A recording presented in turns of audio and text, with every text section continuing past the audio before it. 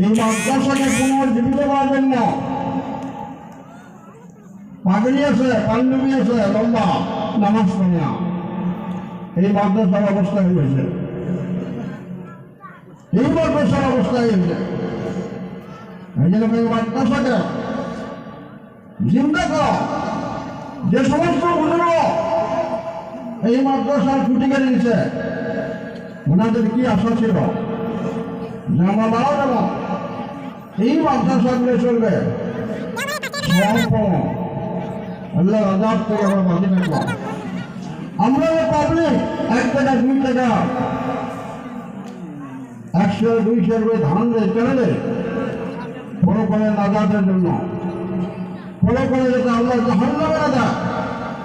কিন্তু আজকে দেখা যায় চালা হয় মাদ্রাসা পড়া নাই, মাদ্রাসার ছাত্র নাই। মানে আপনাদের কাছে অনুরোধ করলাম, আমরা সিনিয়র মানুষ হিসেবে, সিনিয়র আলেম হিসেবে, মুরব্বী হিসেবে এই জায়গা পার্শ্ববর্তী মাদ্রাসার আলমী মেহরবানি আছে, পার্শ্ববর্তী মেহরবানি সরকারি আছে,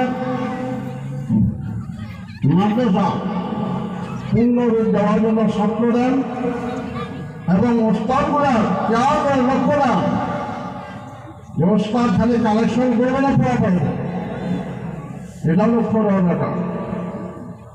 আমরা ছাত্র দেওয়ার জন্য রাজ দিয়েছি, ছাত্র যেন মাদ্রাসার পূর্ণ পর্যায়ে উন্নতি আমলগুলো হয়। কথাটা অনেকের ভালো লাগবে, অনেকগুলো বেড়া লাগবে। টিচার মিটার আসলে মানুষ ঠিক হয় না, টিচার মিটার আসলে মানুষ ঠিক হয় না। কেন মাদ্রাসা অবস্থায় লোক মাদ্রাসা কেন বানিয়েছে? ছেলে নেই মাদ্রাসা, কেন আছে? ছেলে নাই। আসার এটা পাবলিকে কর, মূল শিক্ষক বলব, মূল কমিটি বলব, বেশ টাকা কেন আলাদা না? প্রত্যেকটা মানুষের হয়েছে মাদ্রাসা, কে চালে যাবে? মেয়ে মানুষের চালাবে, পর্দার আওয়াজ সেই চালাবে।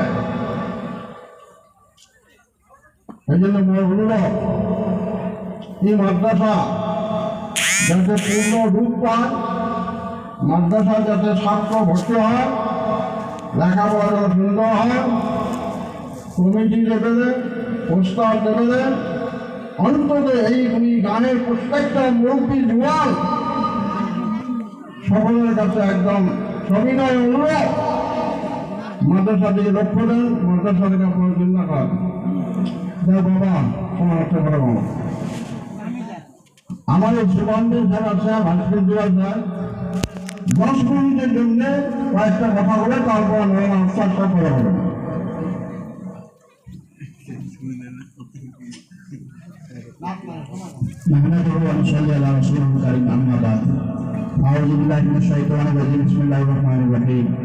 উপস্থিত আজকের এই জলসার সভাপতি সমাজ প্রমুখে এখানে অঞ্চলের আলেম ওলামা, বুঝিবান্ধি, মুরব্বি ইকরাম,